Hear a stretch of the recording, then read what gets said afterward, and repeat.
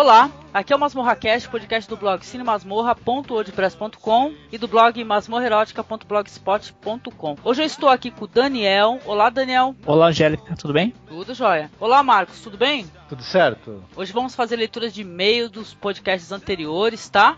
Bom, eu vou ler o e-mail do João Paulo, 18 anos, futuro estudante de arquitetura e urbanismo de Belo Horizonte. Ele mandou um e-mail pra gente dizendo que ele descobriu o podcast faz umas 2 semanas, já tá escutando os anteriores, né? Ele parabeniza a gente pelo blog, pelo podcast, ele fala que é difícil ele manter um blog, que ele tem o blog dele também que fala sobre cinema. Por enquanto ainda tem muito poucos comentários, etc. E ele também cita 2 coisas sobre o podcast que ele escutou, que foi o último que a gente fez. Ele fala que a Elvira, a Rainha das Trevas, a cena em que Elvira prepara um jantar para o seu namorado e acaba saindo um monstro de dentro da panela. É, exatamente. Mulheres à beira de um ataque de nervos, quando uma das personagens descreve uma receita de gazpacho. Ele lembrou dessas 2 cenas, tem relação com comida. Ele também faz uma sugestão que a gente deveria fazer casts a respeito de diretores, como a gente chegou a fazer Jean-Pierre Jeunet. Ele cita que a gente poderia falar do Lars von Trier, do Tim Burton, do Paul Thomas Anderson, do Quentin Tarantino, do Almodóvar, etc. Certo, eu também gosto muito do Almodóvar, do Lars von Trier e tal, Paul Thomas Anderson. Vamos fazer sim, viu, João Paulo? Muito obrigada pelo e-mail, muito elogioso, tá? Gostamos demais, né, Marcos? Isso, a gente gostou muito do e-mail dele, muito simpático, com sugestões, citando também alguns filmes que a gente acabou não falando no cast. É o tipo de e-mail bem participativo que a gente gosta bastante. Bom, vou ler aqui a mensagem que o Sérgio mandou. Muito bom o cast. Estou aqui graças à propaganda que a Angélica Hellish fez no Pauta Livre News. Assisti a Amélie Poulain em um cinema na Avenida Paulista em São Paulo. Na época eu fui com meus pais. Foi ótimo saber um pouco mais sobre esse esplendoroso diretor francês. Abraço. Opa, muito legal o comentário do Sérgio, né? Muito obrigada, viu, Sérgio? E foi interessante você falar que você nos escutou através do Pauta Livre News, que é um podcast que foi o pontapé inicial pra gente resolver gravar podcast, né, Marcos? Exatamente. A gente escutou o Pauta Livre News, gostou bastante, e aí a gente pensou, a gente podia tentar fazer alguma coisa também, um cast, e aí acabamos nos decidindo pelo assunto cinema, né, que é um assunto que a gente gosta e tal. Então, muito legal, viu, Sérgio? Muito obrigada, viu? E eles, além de terem inspirado a gente a fazer um podcast, continuam divulgando o podcast da gente também, isso é muito legal. Sim, eu participei de um podcast deles sobre manias. Eu coloquei lá um áudio lá sobre uma mania que eu tinha. Uma das, né? Uhum. O Eduardo Cosso comentou a respeito do nosso cast sobre ficção científica. Esse tema muito me interessa. Sou fã de inúmeros filmes de sci-fi. Sou um trekker, um fã de Star Wars, Arquivo X, adoro filmes desse gênero, mas com várias temáticas, extraterrestres, viagens no tempo, monstros, robôs, entre outros. Muitos não gostam, mas sou fã de Tropas Estelares. Assisti 3 vezes seguidas no dia da estreia nos cinemas brasileiros. Nossa. Do mundo. São muitos estilos. Não podemos esquecer dos animes de ficção, tais como o clássico Akira, Ghost in the Shell. Excelente tema. No Brasil, esse gênero não faz muito sucesso, infelizmente. Pois é, eu adoro anime de ficção científica, viu, Eduardo? Eduardo gravou com a gente aí no podcast sobre cinema e gastronomia. Também já assisti vários animes de ficção. Uhum. Gosto demais. Adoro Tropas Estelares pela brincadeira que rola lá com os comerciais, lá me amarro. Pois é, eu também gosto bastante de Tropas Estelares. O Ghost in the Shell que ele falou e o Akira eu simplesmente adoro também. Enfim, gostos parecidos. Daniel também curte, né, Daniel? Sim, curto bastante. O que tu gosta mais aí do que o Eduardo comentou aí? Star Trek. Então, a gente tem aqui uns comentários aqui sobre uma notícia interessante, eu achei muito legal, sobre a Natalie Portman, né? Ela foi confirmada para gravar uma versão de cinema do livro Orgulho, Preconceito e Zumbis, cara. O que vocês acham disso? Interessante, hein? Eu adorei, cara. Eu já fiquei assim com vontade de ter... E o vento levou zumbis, entendeu? Mas vem cá, o Orgulho e Preconceito já não era uma história de zumbis? Me deu essa impressão algumas vezes quando eu vi. Porque tu acha o pessoal...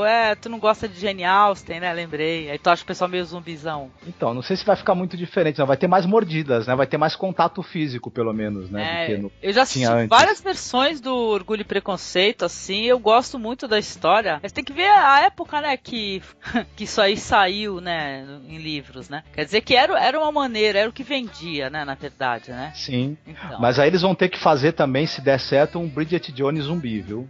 Eu acho que tinha que ter tudo tudo versão zumbi. Não, mas ia ficar chato, né? Mas que algumas obras eu gostaria que tivesse a versão zumbi, eu adoraria, viu? O Eduardo que gravou com a gente, ele comentou que ele adoraria que realmente saísse esse filme aí, porque é uma versão muito curiosa, né? Ele foi totalmente favorável. E o Cachorro Solitário, olha lá, o Cachorro Solitário colocou assim: vai ser um filmaço. Esse eu quero ver com certeza. Adoro filmes de zumbi. E a superprodução assim tende a ser bom. E o livro? Tem previsão de tradução? Porque esse livro não saiu no Brasil ainda, né? Que eu saiba, não tem previsão, mas eu tô torcendo aqui pra sair logo. Eu quero ler. E deve ser engraçado. Então. O que vocês acham da notícia? Imagine um livro com esse nome, né? Na frente já dá um belo impacto, né?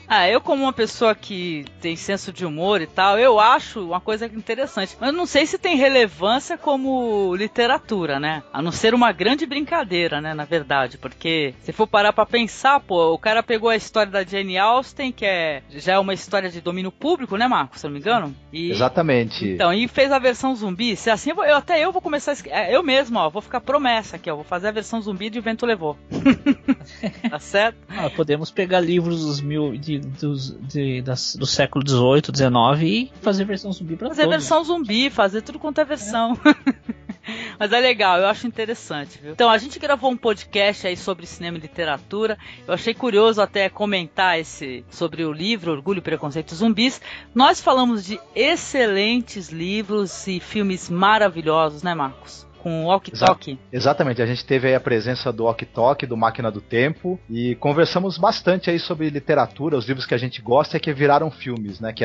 Uns que a gente gosta, outros que a gente não gostou tanto, mas tudo bem. E recomendamos alguns filmes interessantes, alguns livros pro pessoal procurar. Falamos sobre a importância da literatura na vida das pessoas, né, Daniel? Sim. A pessoa que não lê, ela fica totalmente escrava da situação, né? O que eu tenho a dizer é o seguinte, que o Walk Talk faz um podcast sobre música, rock and roll, blues, e que eles pegam as bandas que lançaram discos naquele ano, etc., que é simplesmente maravilhoso. Não deixem de escutar o Máquina do Tempo. Bom, terminamos a nossa leitura de e-mails, os comentários dos nossos ouvintes. Agora vamos passar ao podcast em si. Vamos falar de cinema e literatura. Tudo de bom pra vocês. Curtam o podcast aí, gente. Falou! Tchau! Tchau!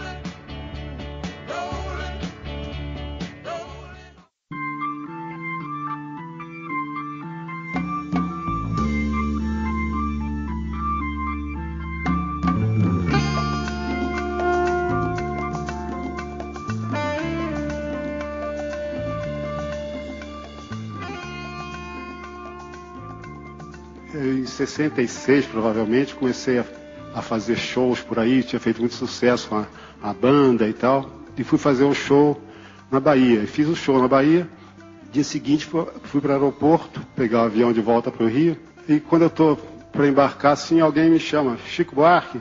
Eu olhei para trás, era Jorge Amado. Eu falei, Jorge Amado, quase falei, não precisava, Jorge Amado. Falei, tá indo pro Rio? Tô. Então carrega esse embrulho pra mim que tem alguém esperando no aeroporto. Do braço do marido Felizardo, sorri mansa Dona Flor. Ah, essa mania de vadia ir pela rua, ali tocar os peitos e os quadris, esvoaçando em torno dela como se fosse a brisa da manhã lavada de domingo, onde passei a Dona Flor, feliz de sua vida, satisfeita de seus dois amores. E aqui se dá por fim da história de Dona Flor e de seus dois maridos, descrita em seus detalhes, em seus mistérios, clara e obscura como a vida. Tudo isso aconteceu, acredite quem quiser. Passou-se na Bahia, onde essas e outras mágicas sucedem sem a ninguém causar espanto. Se duvidam, perguntem a Cardoso e Silva, e ele lhes dirá se é ou não verdade. Podem encontrá-lo no planeta Marte ou em qualquer esquina pobre da cidade. Salvador, abril 66. Saravá. That she's a black magic woman, she's trying to make the devil out of me. Turn your back on the baby. Companheiros, aí esse é o Walk Talk do Máquina do Tempo, né? Salve, galera. É um prazer finalmente falar com todos vocês. Legal. Pô, eu tava esperando por isso. Poxa, eu também. Pra gente é um prazer também ter você aqui. Don't turn your back on the baby, you just might pick up my magic sticks. essa coisa do... A gente lê um livro, né, que a gente gosta, que acaba mexendo com a gente se emociona e tudo. É claro que quando a gente fica sabendo que esse livro se tornou filme, a gente tem curiosidade de assistir, saber como é que ficou a adaptação, se foi fiel, se não foi, se a gente vai sentir a mesma coisa. Então, os primeiros filmes inspirados em livros, eu não vou falar aqui porque nós já falamos deles em outros podcasts, viu? Sim. Então vou pular aí o Viagem à Lua, o Frankenstein dos Estúdios Edison, essas coisas todas aí. Mas tem um filme que ele era considerado perdido até poucos anos atrás, que é um filme de 1911 chamado Inferno. É um filme italiano que é uma adaptação de uma das 3 partes da Divina Comédia do Dante, a parte justamente do Inferno, né? É dirigido pelo Giuseppe di Liguoro. Ele mais 2 outros caras, né? Ele é o diretor-chefe, mas ele teve a ajuda de 2 outros amigos dele pra dirigir. E pra época foi uma super produção. Foi o filme mais caro do mundo na época, né? Um livro que tem uma descrição do inferno, dos anjos, de Lúcifer, dos demônios. Precisou de cenografia, precisou de muito figurino, trucagens, enfim. E é uma parte da Divina Comédia, né? A parte do inferno. Isso, a parte do inferno. É a parte onde... É a parte mais divertida do livro, diga-se de passagem, né? Muito legal. Exatamente. O lance é que o personagem, né, o Dante, guiado pelo poeta Virgílio, ele vai encontrando um monte de gente que você nem imaginaria que poderia estar no inferno, né? E isso é divertido pra caramba, e as pessoas vão contando as histórias dela, o que elas fizeram pra ir parar no inferno, né? Como é que foi a vida delas, e tudo isso tá contado no filme de uma maneira muito interessante, muito curiosa, viu? A primeira indicação que eu poderia dar seria essa. Ô Marcos, uma pergunta, eu não vi essa adaptação, tá? Eu adoro o livro, apesar de eu ter demorado muito tempo pra conseguir ler, porque ele tem uma escrita bem rebuscada, né? É uma escrita bem... Primeiro, ele já é todo em prosa, ele não é um texto corrido, né?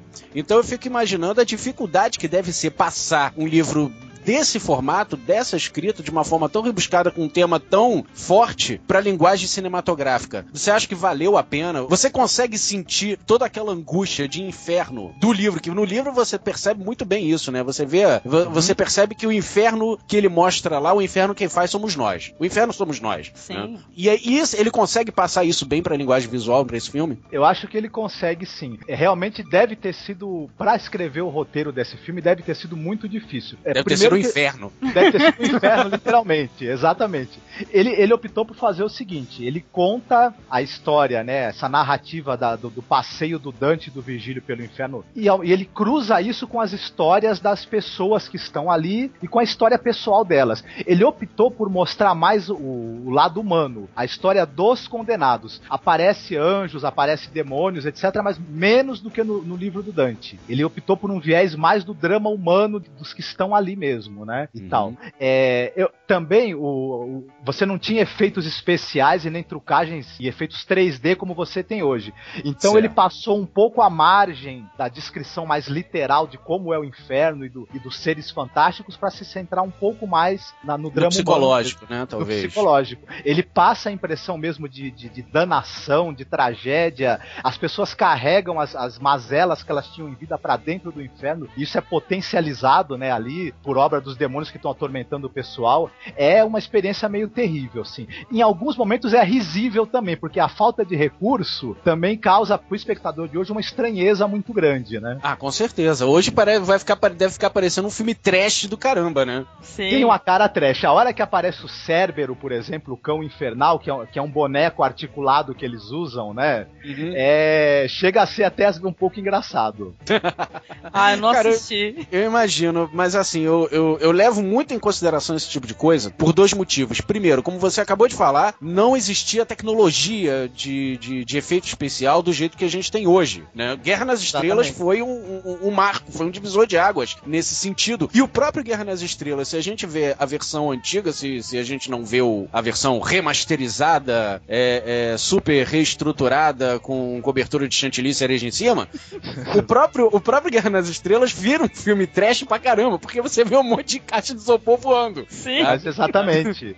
Então eu primeiro relevo muito, eu levo muito em consideração o que ele tinha de tecnologia da época, né, de efeito especial. Eu adoro filmes como, por exemplo, Fúria de Titãs, que tem aquelas animações de stop motion, quase stop motion, né, pra fazer os monstros e criaturas, etc. Então eu levo muito em consideração isso, não vou enxergar com olhos de trash movie. Eu acho que seria legal pro ouvinte assistir com esses mesmos olhos. E segundo, eu gosto muito de filme antigo que substitui a linguagem visual, né, que seria facilmente colocada em cena por causa dos efeitos visuais de hoje, transforma isso pro efeito psicológico, pelo fato de que eu acho hoje de que o cinema está preguiçoso com essa história de efeito 3D. O pessoal não pensa mais em roteiro, o pessoal não pensa mais numa forma de passar a experiência psicológica que o roteiro pode te levar por causa do 3D. Hoje é tudo visual demais por causa da facilidade. O pessoal ficou preguiçoso. Então, exatamente, é verdade. Não, agora fica tudo muito mastigado, né? A pessoa já recebe toda a informação, a pessoa não tem mais o que imaginar, né? Tá tudo muito visual, né? Exatamente, tudo muito visual. Se você for pensar, esse filme, que é de 1911, ele é o que seria o Avatar daquela época. Agora,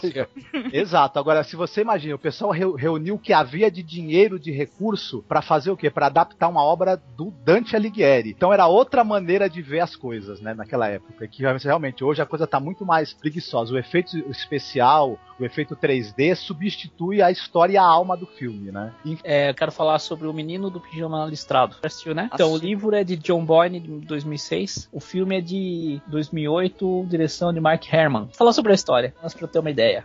A Alemanha, Segunda Guerra Mundial. Bruno é um menino de 8 anos. Ele é o filho de um oficial nazista que assume um cargo em um campo de concentração. Então, eles têm que deixar Berlim e ir pra uma área desolada, onde não tem nada pra fazer pra criança de 8 anos, né? Então, ele começa a explorar o local. Aí ele acaba conhecendo um garoto, Shimuel, que é um menino judeu que usa um pijama listrado. Ele acredita que seja um pijama listrado. Do campo de concentração, né? Campo de concentração. Aí ele pergunta pro pai, por que eles usam um pijama? Aí ele fala, você tem que entender que aquelas pessoas não são pessoas. Ele, na ingenuidade de um menino de 8 anos, ele quer entender por que aquelas pessoas não são pessoas. Aí ele pega a mãe dele, chamando o pai de monstro, por causa da fumaça que sai de lá, que a mãe dele não sabia que a fumaça que saía daquele lugar era cremação de corpos humanos, né? E um soldado deixa escapar. Olha, eles fedem até quando morrem. Ela começa a falar, você é um monstro. Aí ele começa a se questionar. Será que meu pai é mau? Ele chega a perguntar pro menino, seu pai é uma pessoa má? Não, meu pai é uma ótima pessoa. Aí você entra na contradição, toda a história que se baseou no nazismo, né? Eles diziam que os judeus eram pessoas más, malignas, malvadas, que empobreceu o povo alemão, né? Quando na verdade não tinha nada a ver daquilo, nada a ver aquilo. Não era o mau caratismo dos judeus. Foi na época lá de 1930, né? Que teve a grande recessão, não foi isso? Nos Estados Unidos, a grande queda da Bolsa de Valores de 29, cujos efeitos duraram bons anos lá nos Estados Unidos e afetou o mundo inteiro. Sim, então, na verdade, esse seria o real motivo de todos os alemães terem empobrecido, né? Não os judeus. E olha, Daniel, coincide nos anos 30 com a ascensão do Partido Nazista, né? Da extrema-direita alemã, né? Chegando ao poder. Uhum. A gente chegou até a comentar sobre esse filme num podcast, acho que foi 5 bons filmes, né? Que a gente falou um pouco sobre esse filme. Eu acho realmente, o que me tocou, né? É que é um filme, ele mostra um outro lado desse período que a Alemanha tinha lá os campos de concentração, que tinha essa mortandade toda, né? Que apesar de mostrar essa história, assim, que é uma história triste, uma história trágica, não é que nem vai a lista de Schindler, né, que mostra todos os prisioneiros, as torturas, a morte, né, ele mostra mais a criança, né, essa relação que essa criança tem com esse outro menino, do outro lado do muro, né. Exatamente. Mais do que isso, eu diria que o filme, ele mostra uma visão inocente de todo esse drama. Foi um dos maiores dramas da história humana, da história da humanidade. O nazismo, a Primeira e Segunda Guerra Mundial, as atrocidades que os alemães, que os nazistas então fizeram com os judeus, com negros, enfim, com outras castas, com outras raças. E essa visão infantil, essa visão de quem mora no meio, né, no olho do furacão, mas não sabe o que está acontecendo à sua volta, pelo simples fato de ser criança, pelo simples fato de ser, não no sentido pejorativo da palavra, pelo simples fato de ser ignorante no sentido de não saber o que está acontecendo por ser criança demais, dá uma visão romantizada, dá uma visão crua, né, um pouco. Sim. E não deixa de passar pra gente como que a gente deveria se ver, né, é uma lição para adultos, porque no final ninguém, alemão, judeu, etc, não interessa, é tudo humano. Acho que essa é a mensagem que o livro e o filme querem passar. Sim, exatamente. Exatamente. A ingenuidade do menino, não saber o que está acontecendo em volta dele, né? Exato, por olhar para aquele uniforme forma e pensar, é um pijama listrado, né? O Exato. garoto anda com aquele pijama o tempo todo. É um dorminhoco, preguiçoso, não faz nada. Pois é uma história. Nossa, eu lembro que eu chorei muito quando eu terminei de assistir esse filme. Sou uma chorona, né? Mas esse daí foi um dos que eu terminei soluçando, né? Pra variar. Então, eu gostaria de comentar um filme chamado. Eu não sei como é que é em inglês, é 84? Como é que é em inglês 84, Marcos? 84 Sharing Crossroads, né? Ah, isso mesmo, é 84 Sharing Crossroad. Esse filme, ele saiu aqui no Brasil como Nunca Te Vi, Sempre Te Amei, que eu sempre achei um título errôneo, né? Não tem nada a ver, primeiro que não era um amor, né? Que um nutria pelo outro. Esse filme aí, ele conta a história de um dono de uma livraria e uma americana, né, Marcos? Que fala sobre as cartas que eles trocam no período de, não sei se são 20 anos, né? E tal, e ela começa a pedir os livros, né? Que são livros que parece que são mais baratos lá, essa impressão que eu tenho, não é isso, Marcos? É uma livraria e também ao mesmo tempo é um sebo, né? Ele consegue edições raras, livros difíceis, assim, livros que já estão fora de catálogo, né? Ele começa a fazer uma busca para encontrar os livros que ela quer ler, né? Exatamente, é isso mesmo. E eles, através dessas cartas que eles vão trocando, ela vai tomando simpatia, né, por ele, né? Tanto que ele passa um período, assim, difícil, eu não sei se é época de guerra, né? E tal, e ela chega a mandar alimentos para ele, para a família dele. É uma história muito bonita com essa atriz chamada Anne Bancroft, e eu acho muito relevante. É baseado num livro também, do mesmo título. Engraçado, eu conheço esse filme, eu vi, assim, eu acho ele lindíssimo, mas eu não sabia que era de um livro. Pois é, com o mesmo título, é 84 Sharing Crossroad. E fez, assim, um sucesso, assim. Essa atriz, eu não sei se ela já era bem conhecida, né? A Anne Bancroft. Anne Bancroft é uma atriz conhecidíssima, pô, fantástica ela, e com o Anthony Hopkins, então dava um show na tela. O livro foi publicado no Brasil só para dar pela extinta editora brasileira. E é um romance assim bem gostoso, bem encantador, tanto quanto o filme. Eu tenho um carinho pela editora Brasiliense, mas eu falo sobre isso mais tarde.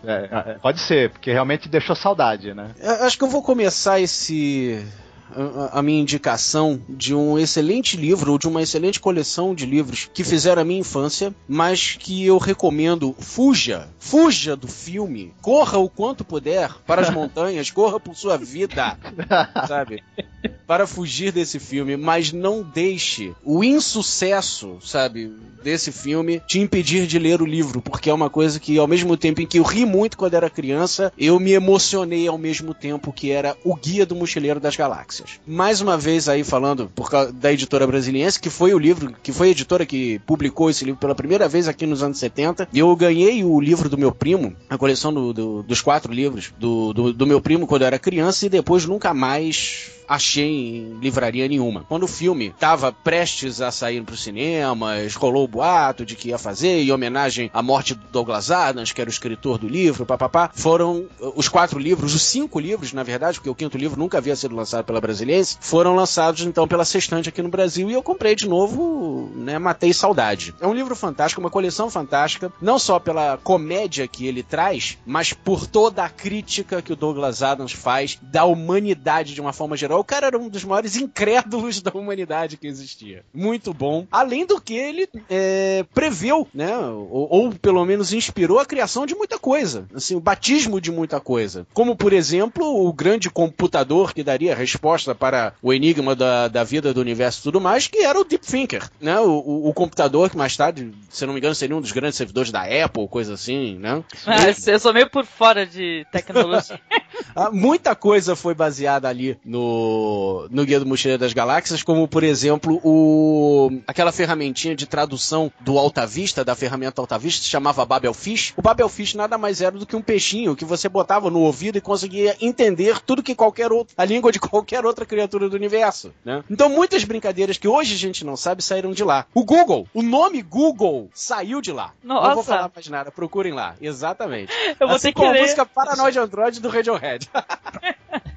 Ai, que legal. Eu não sabia dessa influência que o livro teve, não. Você sabia, Marcos? Eu não consegui ler o Guia do Mochileiro das Galáxias ainda. Então, ele realmente, como ele falou, eu acho que o que ele, entrando no que ele disse, o que o filme perde muito são esses detalhes, esse sabor de anos 60, antes de tudo isso que a gente conhecia, essa coisa dele prever muitas coisas, ele acabar influenciando digamos assim, o pensamento dos nerds que estavam mexendo com tecnologia, que gostavam do livro, e batizaram ferramentas tecnológicas com termos que eles pegaram do livro. O filme, ele passa ao longo de tudo isso. Ele não entra em nada disso, ele pega só os aspectos, assim, da aventurinha ali de ficção científica, e o filme ficou pobre, né? Comparado com o livro, muito pobre. Exatamente. O filme ficou pobre não só por isso, mas eu sei identificar. Quando lançou aí o anúncio de que viria o filme pras telonas, eu já sabia que não ia dar certo, pelo motivo do qual quando eu vi, eu confirmei.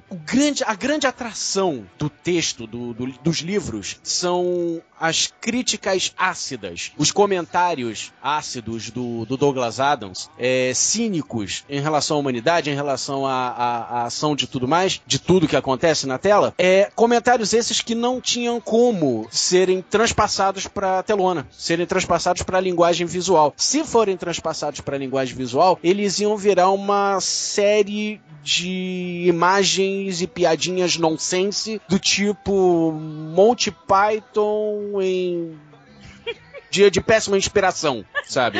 Adoro Monty Python, já lembrei um monte de piada na hora que você falou. Sim, Monty Python tudo bem, todo mundo adora, mas imagina o Monty Python com pouca inspiração. Horrível. Exatamente, é isso que aconteceu com o... É isso que aconteceu com o filme, né? Isso que aconteceu com a linguagem. E um filme que é um livro que realmente não tem como passar para passar ele pra linguagem cinematográfica, porque o texto ele era muito amarradinho, né? É por isso que, infelizmente, ele não deu certo como cinema. Por isso que eu digo, não assistam o filme e leiam o livro, porque vocês vão se emocionar, principalmente com o último livro. Eu vou ter que ler. Agora eu vou aproveitar que saiu uma coleção legal aí, baratinha, vou acabar comprando pra ler. Então, já que você tocou nesse assunto, eu achei interessante, vocês acham que tem muitas obras literárias interessantes aí? Você acha que todas essas obras, ou uma parte dessas obras, o pessoal conseguiu repassar essa informação pro cinema de maneira adequada, que o pessoal compreendesse? Ou fica uma coisa meio vazia, assim? Eu tenho sempre essa sensação depois que eu li um livro, depois eu vou assistir esse filme, que é baseado nesse livro, não fica a mesma coisa. Poucas vezes eu tive a sensação, assim, de que realmente a obra cinematográfica, ela chega mesmo, no mesmo nível que o filme. O que você acha, Marcos? Acontece que a literatura, ela tem uma coisa que é a linguagem, né? O cara que está escrevendo, ele pode usar figuras de linguagem, pode usar metáforas, ele pode usar aquelas construções de frase que encantam o leitor e que fazem o leitor imaginar também, né? Claro, o escritor, ele muito mais, ele atiça você para você imaginar a história, para você criar o personagem do seu jeito. O cinema não tem como fazer isso, né? Ele pega aquela história, ele torna ela uma coisa material para você poder vê-la, né? Acompanhá-la, mas ele nunca vai conseguir acertar o que você imaginou quando leu o livro, exatamente. Não tem como. E aí a nossa decepção. Na tela a gente não vê a nossa imaginação refletida totalmente. E invariavelmente é um pouco decepcionante, mesmo quando a adaptação dá muito certo, né? Não tem jeito. É verdade. Assim, eu concordo, mas há um outro lado também. A gente tem que... Assim, eu costumo levar muito em consideração essa coisa da visão pessoal, porque ninguém vai conseguir adivinhar o que passa na minha cabeça. Sim, é verdade. Pra saber exatamente. Então eu relevo muito, eu costumo ser muito condescendente com a visão do diretor, dos produtores, pra transcrição de um livro, de qualquer coisa para a mídia cinema, seja de um livro, ou seja de uma história em quadrinho, que é uma coisa que tá na moda, seja de, sei lá, um videogame, mesmo que eu não conheço nenhum, é uma mídia que eu não curto. Enfim, adaptação é sempre, como diz a palavra, adaptação, não é copy-paste, né, de uma mídia para outra. Então sempre vai haver algumas coisas, umas amputações, sempre vai haver umas modificações drásticas, enfim, a gente vai ver coisas ali que você não imaginava e que não necessariamente isso pode ser ruim. Vai que você de repente bate o olho naquilo e diz, cara, eu nunca havia pensado naquele personagem ou naquela situação, naquele momento do livro dessa forma, que ficou do caramba, né? Melhor até do que eu pensava, enfim. Então eu levo muita em consideração esse tipo de coisa, porque o fato de você transcrever algo para a mídia cinema já é por si só uma ousadia, né? É verdade, não, são dois pontos de vista e os dois foram bem colocados, né? O que você acha, Daniel, você? É, bem por aí, né? Porque o mesmo trecho de um livro, elas não vão fazer a imaginação mental da cena igual. Exato. Né? Então, todo mundo é diretor quando lê um livro, né? Exatamente. Quer dizer, você é um diretor de um livro, de um filme privado que é só seu. Só você. Isso. Legal. Que é a magia de um livro, né? A magia da leitura. E aí que é o... É verdade, e realmente não necessariamente fica ruim, né? Algumas vezes até a própria mudança, né, que o cara fez, deixou mais interessante uma cena que tava meio se arrastando, vai, no livro tava bem devagar e o cara colocou mais rapidez, ficou mais dinâmico, né? Eu queria falar rapidinho, na verdade, de dois filmes, só que eu vou falar mais de um e o outro eu vou só citar. Tem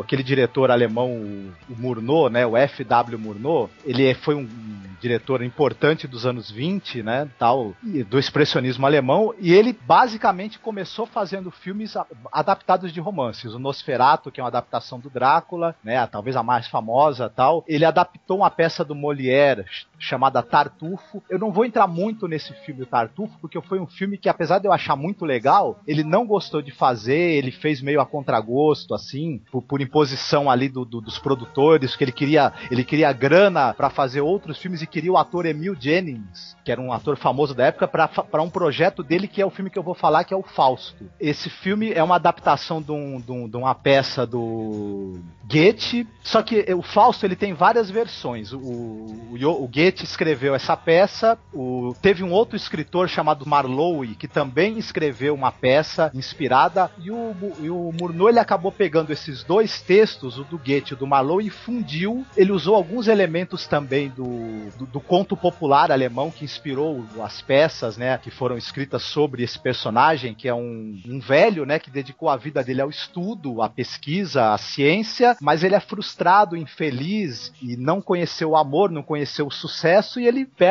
quando ele tá velho, perto da morte, ele resolve vender a alma ao diabo para conseguir o amor de uma mulher, para conseguir a juventude de volta. Claro que tem um preço a pagar, né, que eu não vou entrar em detalhes porque também estraga um pouco, né, mas a história também já é muito conhecida, né, que o preço a pagar por isso é altíssimo, né, ele vai aprender muito, vai viver experiências muito fantásticas, mas vai pagar um preço alto.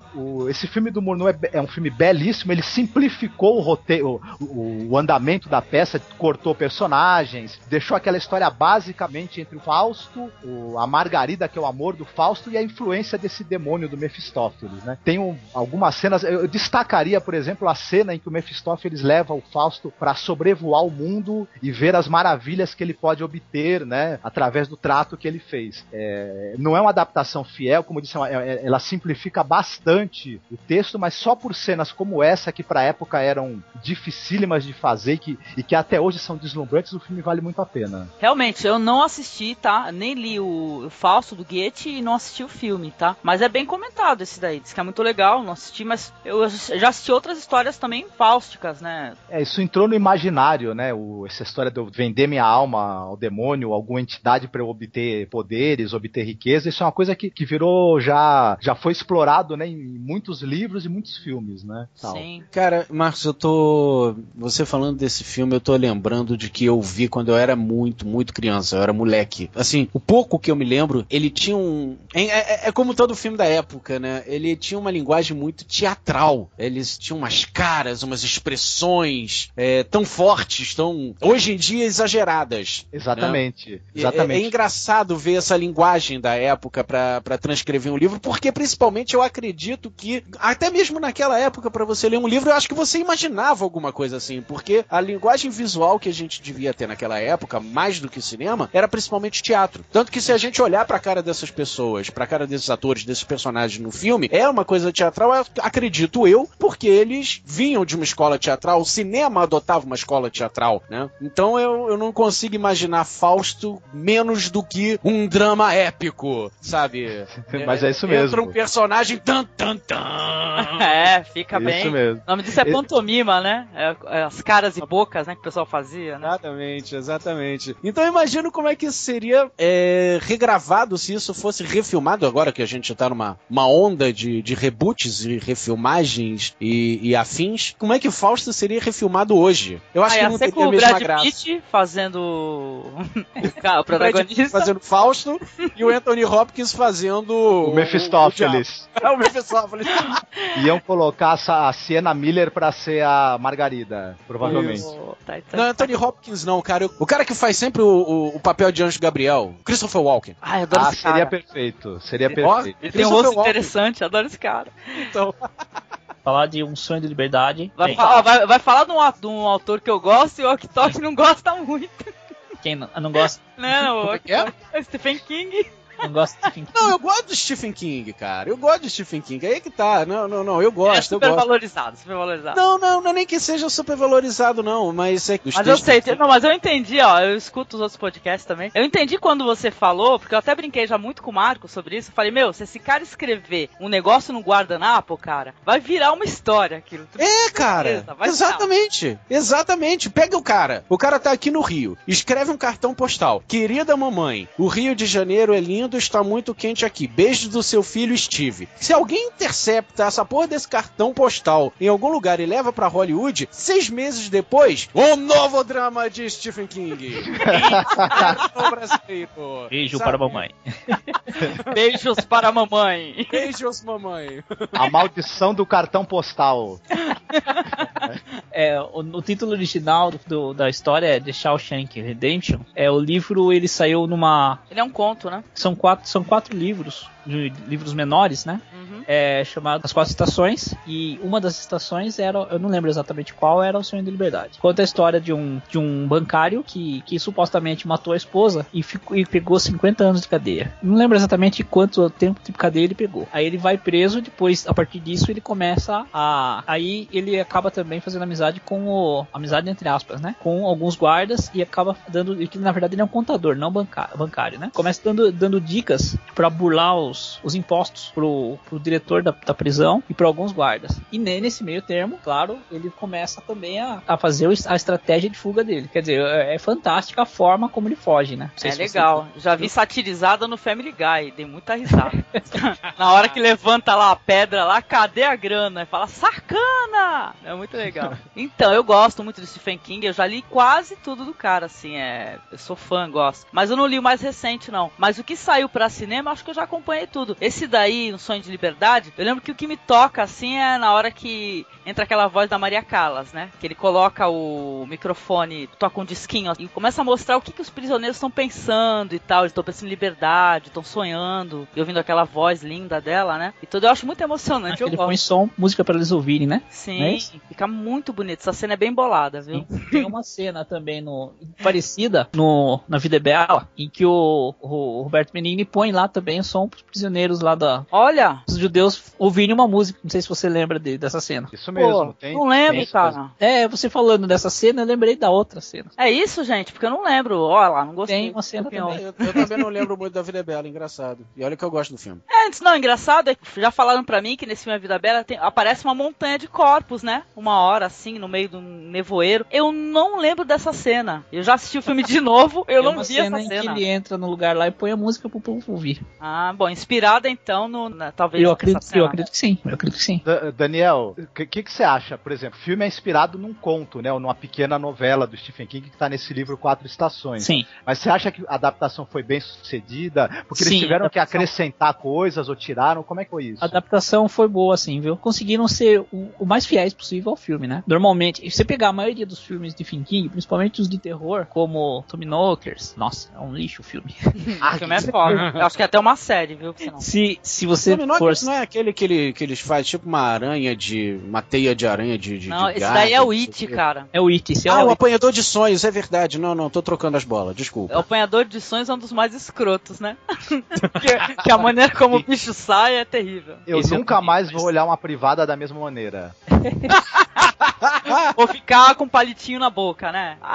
Mas exatamente. O It, por exemplo, que foi um filme que eu assisti, ele é bem diferente do livro. O livro é maravilhoso, é considerado um dos melhores livros dele. Enorme também, né? 1.200 páginas. Quando foi proposto o tema desse podcast, eu fui dar uma pesquisada e comentam muito dos filmes que é uma das mais perfeitas adaptações de um livro para o cinema, seria o Morte em Veneza, dirigido pelo Luchino Visconti em 71, que adapta uma novela do Thomas Mann. É engraçado que eu gosto do Thomas Mann, eu não tinha lido o livro Morte em Veneza e também não tinha assistido o filme do Visconti. Eu falei, vou ler o livro e assistir o filme pra falar no podcast, pra ver se é tudo isso que falam mesmo, né? Eu fiquei impressionado com os dois, tanto com o livro quanto com o filme. Realmente é uma das adaptações mais perfeitas que se tem de uma obra literária. Pra gente falar rapidinho do livro, no livro o personagem é um escritor, ele é um cara que ele envelheceu mal, né? Ele é um cara que a idade tá pesando, ele não tá se sentindo bem por ter envelhecido, ele tá se sentindo feio, ele tá se sentindo sem energia, sem vontade, ele não consegue mais criar, e ele resolve passar um tempo em Veneza, tirar umas férias. E quando ele tá ali naquela cidade, ele encontra uma família de poloneses, e ele vê um dos membros da família é um rapazinho chamado Tadzio, né? A abreviatura de Tadeus, tal. E o rapaz tem uma beleza que esse sujeito ele fica encantado. Ele enxerga naquele jovem, que no filme é uma figura meio andrógena, assim. Ele enxerga todo o ideal de beleza que ele perseguiu a vida dele toda, que ele nunca conseguiu atingir e que ele tinha perdido a energia para continuar procurando. Ele vê materializado ali. E ele entra numa espécie de delírio com a beleza daquele jovem. Ele descobre uma tendência talvez para homossexualidade também, que ele não percebia nele mesmo. Se ele não descobre, ele vai só tirar. Foi só nota 10. Acabou. Pois é. E ele, ao mesmo tempo, ele ganha energia pra voltar a criar, ele resolve voltar a produzir. No filme, ele é um músico e toda essa sequência de coisas que eu falei é mostrada assim, com perfeição, é adaptada de maneira perfeita. Você tem a exata sensação que você tem ao ler o livro, você tem ao assistir o filme. É impressionante. Poucas vezes eu tive essa sensação assistindo um filme, porque normalmente o filme, ele não consegue atingir, ele nem sempre consegue atingir, né, o que está no livro. Quando eu estava lendo o livro, eu imaginei de uma forma, e o filme, na verdade, ele tem, assim, muito próximo do que eu imaginei. É muito bonito, a Veneza tá fotografada de uma maneira que é de cair o queixo. E outro destaque pro filme é que tem o ator inglês, o Dick Bogard, né, que é um cara que tem uma carreira aí longa, né, em Hollywood, etc., em filmes ingleses também. O cara tá numa das interpretações, assim, mais incríveis da carreira dele. É uma das interpretações mais fantásticas que eu já vi. Um ator, seja no teatro, seja no cinema, é comovente mesmo. Ele encarna a angústia desse personagem. É uma coisa que todo mundo um dia vai passar, que é reconhecimento de que você envelheceu, de que o seu corpo não te acompanha mais, de que a sua cabeça, que já foi fervilhante de ideias, ela tá vacilando também, né? Ele consegue encarnar essa angústia e esse momento, assim, de você ter um vislumbre da juventude perdida de uma maneira que me comoveu bastante, tanto no livro quanto no filme. Eu recomendo muito, viu? Ah, legal, pô. Eu não cheguei a assistir. Alguns que você comentou aí, na verdade, eu acho que a lista mesmo que você me passou, nem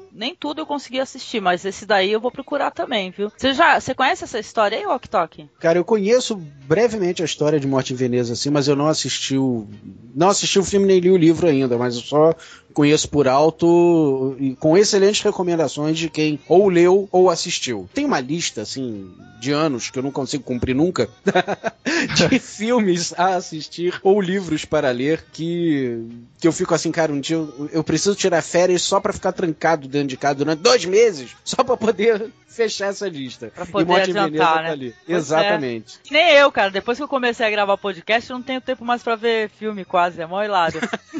Tem tudo o que é uma coisa antagônica, né? Uma vez que o seu podcast é justamente sobre filme. Exatamente. Eu quase não tenho tempo, assim. É aquele momento que eu desmaio, assim, que eu falo, já que eu vou desmaiar, eu vou ficar abrindo um olho e tentando ver alguma coisa. Então, do Thomas Mann, acho que eu só li o Eleito, que é um livro bem interessante também. Mas não tem filme sobre o Eleito, tem, Marcos? Não tem. Por favor, alguém faça um filme adaptando esse livro do Thomas Mann, O Eleito, que eu tô doido pra ver isso na tela um dia. Pô, é maravilhoso mesmo, muito legal. Então, eu vou falar sobre um filme chamado As Pontes do Madison, que é um filme protagonizado e dirigido pelo Clint Eastwood. É baseado num livro de Robert James Wheeler. É um filme que conta a história de uma mulher casada, né, chamada Francesca. A família dela vai viajar, marido, filhos, né, e chega na cidade um fotógrafo, esse fotógrafo Clint Eastwood, né? Rola um affair, né? Entre os dois, né? E ela tem essa dúvida se ela fica ou não com ele, abandona a família pra ficar com ele. É uma história muito bonita, muito romântica. Interessante, assim, que muita gente já falou pra mim que a maneira como um homem deve tratar uma mulher tá retratada, né? A maneira como o Clint Eastwood trata a Francesca nesse filme. Você chegou a assistir esse daí, Ok Tok? Eu assisti As Pontes de Madison, é um dos filmes mais belos, mais singelos que eu já vi, que é realmente emocionante. Eu gosto muito. É mais um dos casos do qual eu ainda não li o livro, mas me deixou curioso para ler. E isso é uma coisa engraçada, isso é uma coisa que vale a pena, mas também, ao mesmo tempo que é uma faca de dois gumes, é uma coisa que vale a pena em livros transcritos para filmes, né? Você assistir algo e dizer, cara, que história linda, ou que história legal, ou que história, enfim, que eu curti. Que legal, vou atrás do livro para ler, né? Ao mesmo tempo que é legal você te incentivar isso para a prática da leitura, ao mesmo tempo, hoje em dia, eu retomo aqui a situação da preguiça. Do mesmo jeito que os roteiristas, enfim, a indústria de cinema tá preguiçosa para fazer roteiros e dramas e tramas, o espectador também tá preguiçoso para ler, porque sai uma história legal, vou esperar sair o filme. Isso daí é uma coisa recorrente mesmo, viu? O Marcos acha, o pessoal tá lendo menos em vez de ler mais, né? Conforme tá tendo mais idade e tal. É estranho isso, porque existem pesquisas que falam justamente o contrário, as pessoas estão lendo mais. A questão é, o que essas pessoas estão lendo, né? Os livros, os tipos de livro mais vendidos hoje em dia são livros de autoajuda, não são livros propriamente ditos de literatura, de leitura, seja de ficção ou etc. São normalmente livros de autoajuda, livro de biografia de pessoas que estão na moda ou de celebridades que morreram recentemente, sabe? Aposto que quando o Silvio Santos morrer, a biografia dele vai ser um best-seller durante os próximos 10 anos no Brasil. Sim. Então a questão não é só a quantidade de leitura, mas a qualidade da leitura. Exatamente, é verdade, né? As estatísticas dizem que o consumo de livros, né, o mercado de livros no Brasil nos últimos, 15 anos, cresceu em mais de 80%. E entrando no que o Ok Tok falou, só que ou seja, as pessoas estão lendo mais, estão consumindo mais livros, estão tendo acesso, né? Porque você pode também ler, você encontra o livro novo, você encontra o livro usado, você baixa o livro para ler, quem aguenta ler um livro na tela do computador e tudo, mas você não vê esse aumento da leitura em conteúdo. Você vai conversar com as pessoas, né? Às vezes a pessoa leu 3, 4, 5 livros de autoajuda no último mês, né? Tem gente que lê pra caramba e você vai conversar o conteúdo ali, né? Sabe como é que é, né? Imagina alguém falar pra você, qual é o último livro que você leu? Eu li o último do Paulo Coelho, eu li Lua Nova, eu vou contar pra você a história dos dois. Você sai correndo, né? Fala a verdade. Pior do que isso, eu li O Segredo, é o melhor livro que eu li na minha vida. Eu já ouvi isso, tá, gente? Eu também, eu já ouvi bastante. Pois é, cara. E não, realmente, mas O Segredo funcionou pra ele mesmo, né? A autoajuda costuma funcionar pra quem escreveu, né? Eu tô pensando em escrever, eu tô escrevendo o meu, eu tô quase terminando de escrever o meu aí, depois vocês comprem pra me ajudar, tá? É claro, pra ajudar. É autoajuda, né? Verdade. Como ajudar a me fazer ganhar dinheiro. Sim. O grande segredo é como pode ter tanta gente impressionado com a bomba que nem esse livro Segredo, né? E tal. Eu não encontrei segredo nenhum ali, o livro, eu falei, qual é o segredo que tá aqui? Eu não achei. Eu devo ser muito, muito idiota, né? Talvez. Eu é que não tive alcance, né? Você não atingiu a iluminação, Marcos. Eu acho que não. Nós não atingimos, né, cara? Somos réis ignóbeis, seres humanos da plebe rude ignara que não perceberam a palavra, né, da autoajuda, do poder positivo, do poder da conta positiva do cara. É verdade. Pois é. Então, eu quero escrever um livro sobre a agonia do domingo à noite. Agonia? Como é que é? Agonia? É aquela quando você vai pensar que você tem que trabalhar o dia seguinte. Ah, claro, isso daí é uma coisa que eu achava que era uma coisa que só eu sentia. Aí você começa a conversar com as pessoas e você começa a perceber que todo mundo que tem que trabalhar na segunda-feira de manhã sente a mesma coisa, a agonia. Principalmente quando começa a ouvir musiquinha do Fantástico, já começa a dar aquela tristeza. Eu falei, tem que trabalhar amanhã. Tristeza no coração, é verdade. Mas olha... Então eu falei, eu vou escrever um livro sobre isso. Você vai escrever o Agonia do domingo à noite, eu vou escrever o A Náusea da segunda de manhã. E além de tudo tem a ressaca. pra contribuir pra gente, né, não conseguir ir pro trabalho direito, né? Sim. Cara, eu queria retomar o assunto aqui de livros e filmes, etc., e levar para um clássico do cinema brasileiro, que é Dona Flor e Seus Dois Maridos. Pelo menos até o Se Eu Fosse Você, esse aqui havia sido o grande recorde de bilheteria de cinema brasileiro aqui no país, né? Sim, é verdade. Do nosso amado Jorge. Nosso amado Jorge, cara, que escreveu sobre a cultura baiana. Cara, tá aí, esse é um exemplo, assim como o Marcos trouxe um agora, esse é um exemplo de como a obra, tanto no cinema quanto na literatura, conseguiu me levar pra Bahia, cara. Pra Bahia daquela época. Eu lia o livro, eu conseguia sentir o cheiro da comida da Dona Flor, sabe? Aquele cheirinho de acarajé entrando no meu nariz. E no cinema eu sentia a mesma coisa. Começou o filme com aquele carnaval, o Vadinho pulando carnaval vestido de mulher no meio da zorra. Eu tava me sentindo naquele carnaval da Bahia também. É né? muito E olha 10, que eu gosto. Você gosta olha mais que da versão com o Zé Wilker ou a outra mais recente? Teve duas, né, na TV, se eu não me engano. Teve uma versão na TV que eu não vi. Teve uma mais moderninha, né? Uma mais moderninha, mas eu não vi essa. Teve uma outra refilmagem que eu não aguentei 5 minutos e eu adoro. É um dos meus filmes brasileiros preferidos, a versão original com o Zé Wilker no papel de Vadinho. Acho que não teve Vadinho melhor no cinema do que Zé Wilker, que foi fantástico ali, cara. Zé Wilker e Sônia Braga, sabe, no auge da carreira deles. É muito legal, eu gosto. Dona Flor e Seus Dois Maridos é um livro bem... É um livro que ele tem a cara da Bahia e do Brasil, né? É um livro que tem esse sentido, essa malemolência que o brasileiro tem. O Vadinho, ele é o estereótipo daquele personagem que já é uma coisa até que tá no inconsciente do brasileiro, do malandro, né? Se fosse aqui no Rio de Janeiro, ele estaria de chapéu Panamá na Lapa. Fácil. Exatamente. Verdade. Pô, é o malandro que ao mesmo tempo ele é encantador, ele é amado, né? Ele é o malandro que se consegue fazer amar, consegue ser inesquecível na vida de uma mulher, né? E tal. Contra a figura do Caxias também, que é outra figura, né? Do Dr. Teodoro. Exatamente. E a Sônia Braga, as mulheres que o Jorge Amado descreve, o centro dos livros do Jorge Amado são as mulheres, né? Os personagens femininos são muito fortes, acho que o centro nervoso dos livros dele, né? Sônia Braga tá inesquecível tanto como atriz, tanto também como figura como feminina, beldade. Né? Como beldade, né? Povoou a minha imaginação aí na minha infância, na minha juventude, né? Na minha pré-adolescência e adolescência. Esse filme não me saía da cabeça de jeito nenhum. Opa! Esse é o Dama da Lotação. E a Gabriela, jeito. Né? E a Gabriela, então... A Gabriela. A Gabriela. Cheiro de cravo e canela. Cheiro de cravo e canela. É. A Gabriela deixou meu pulso doendo muito tempo, mas enfim. Nossa, que horror! Deixa eu tirar. Existe um manual demais. Rapaz, que é isso? Certo. Então, pô, muito legal, Jorge Amado. E tem, eu não sei, o pouco que o pessoal comentou comigo assim é que o Jorge Amado sempre há aquele lance meio místico, né? Que é voltado ao candomblé também. Sempre tem isso, porque é Bahia, sim, né? Tal. Exato. Esse retrato do brasileiro que tem essa, que nem o Marcos falou, essa malemolência, as mulheres maravilhosas, né? Que nessa protagonista mesmo aí, que é Dona Flor e Seus Dois Maridos, né? Ela é dividida pelo amor daquele marido perfeito, trabalhador e tal, que é o provedor, né? E o Vadinho, que é o cara que realmente faz ela feliz, né? Vadinho retado, porrete sem jeito, como falava.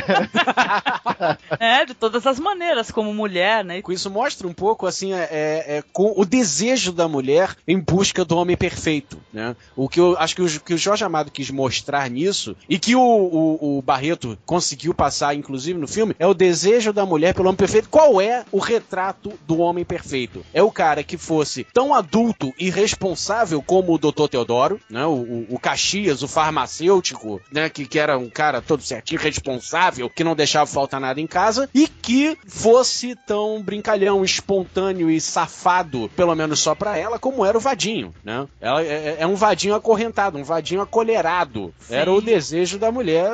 O homem perfeito seria esse, um Vadinho com a cabeça de cima do Teodoro e a cabeça de baixo do Vadinho. Exatamente. escrevendo para a linguagem feminina, né? Um gentleman na mesa e um puto na cama.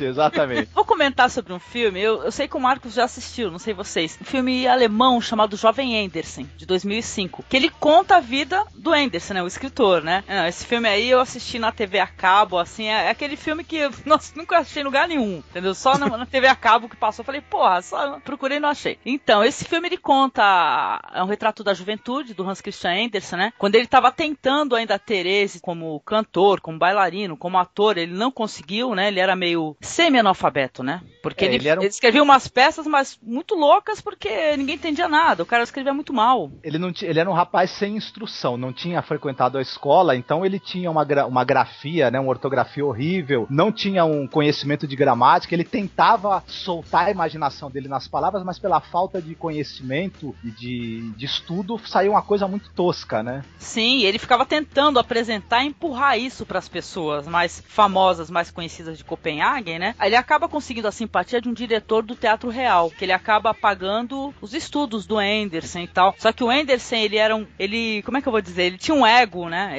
Ele já achava que escrevia bem, né? Ele não concordava que achasse que as obras dele não tinham sentido, que não tinham rima, que a prosa dele era péssima. Ele ficava muito frustrado, tanto que ele foi para essa escola, porque ele falou assim, eu posso ajudar você, mas você primeiro precisa estudar, né? E ele não quer estudar, ele deixa o diretor da escola maluco, né? Ele arruma um amiguinho lá chamado Tuck, e esse Tuck é um rapaz inteligente, que pesquisa, que lê muito, é bem mais inteligente que o Andersen, por sinal, e ele vai aos poucos ensinando o Andersen a desenvolver o outro lado dele, né? Que é o lado mais voltado à fantasia do Andersen, né, Marcos? Tava falando do Tuck, né? E tudo. Sim. E desse cara que, quando o Andersen vai para essa escola e ele encontra essa figura fabulosa desse professor e diretor da escola, né? Que o cara, ele percebe que tem alguma coisa ali naquele rapaz no Andersen, né? Tem alguma coisa nele que vale a pena ser trabalhada, e ele fala pro Andersen, eu vou te transformar num ser humano a qualquer custo. É, porque ele acha que porque o Andersen é muito burro, né? Ele não é nem um ser humano, né?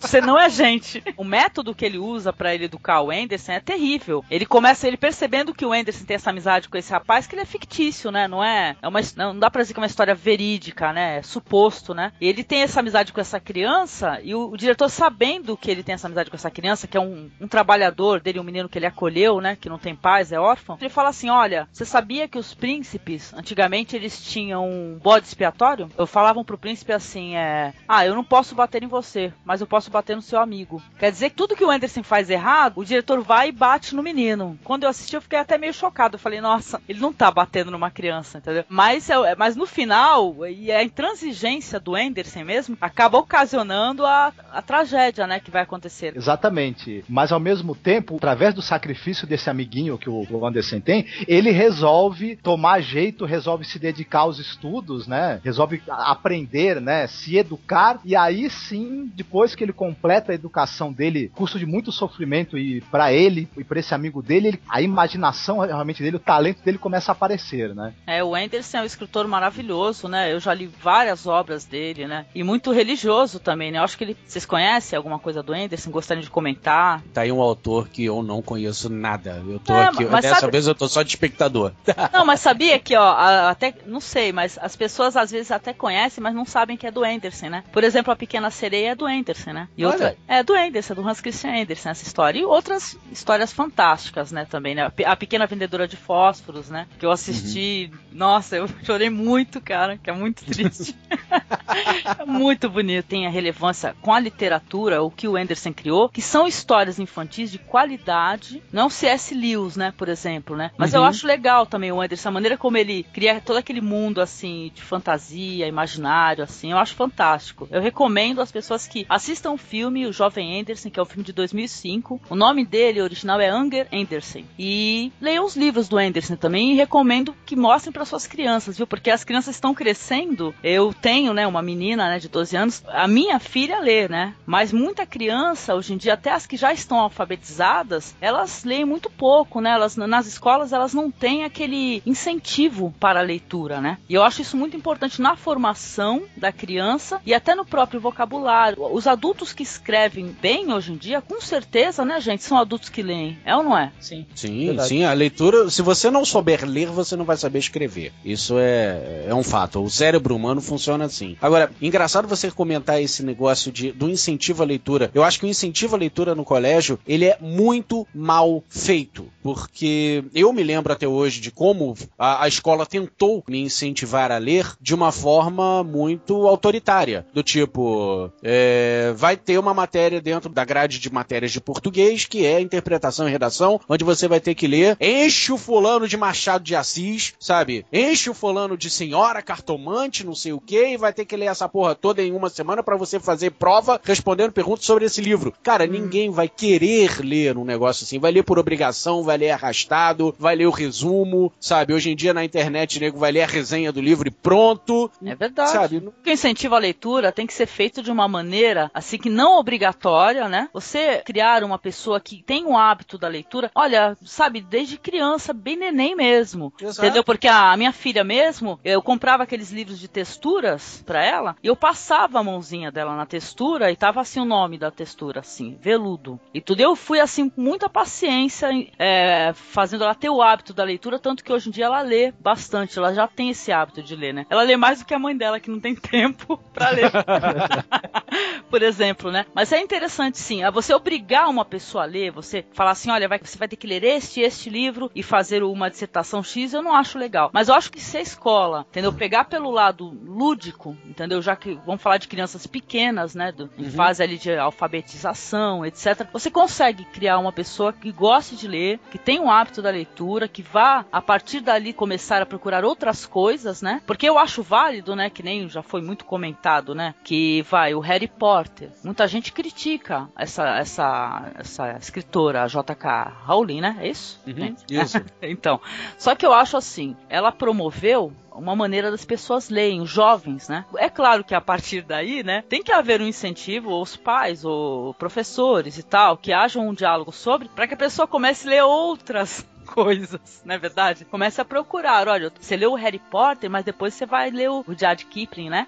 Então, quer dizer que acho que vale a pena a gente tentar, a gente buscar isso daí, né? O cinema e a literatura, eles têm essa relação, né? Porque, obviamente, a literatura trouxe pra gente o cinema, trouxe teatro, muita coisa interessante, né? E tal, mas eu acho assim, as pessoas não devem, apesar de ser outra mídia, eu por exemplo, adoro o cinema, eu acho que as pessoas não devem parar de ler. Não devem, com certeza. O hábito da leitura, ele melhora o raciocínio, melhora o vocabulário, melhora a educação, melhora tudo. Principalmente o hábito da boa leitura também, né?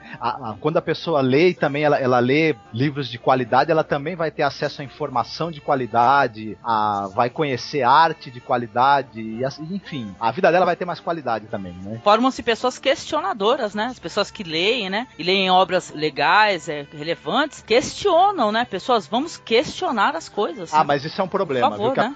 A pessoa começa a ler bons livros, começa a raciocinar, começa a ter opiniões próprias, a ser crítica, não vai mais votar em político corrupto, não vai mais ficar obedecendo regras absurdas, não vai mais dar dinheiro para certas... Não, isso aí Opa! Já vai ficar meio complicado já, viu? Começa a falar o porquê, né? Mas isso a leitura pega um monte de cordeirinho obediente e começa a falar por que isso, por que aquilo, eu não vou fazer isso assim não, isso não tá certo. Isso é problema, viu? Muita gente não vai gostar disso, mas enfim. Por isso, inclusive, que o tal do Fahrenheit, se não me engano, Fahrenheit 452 ou 453.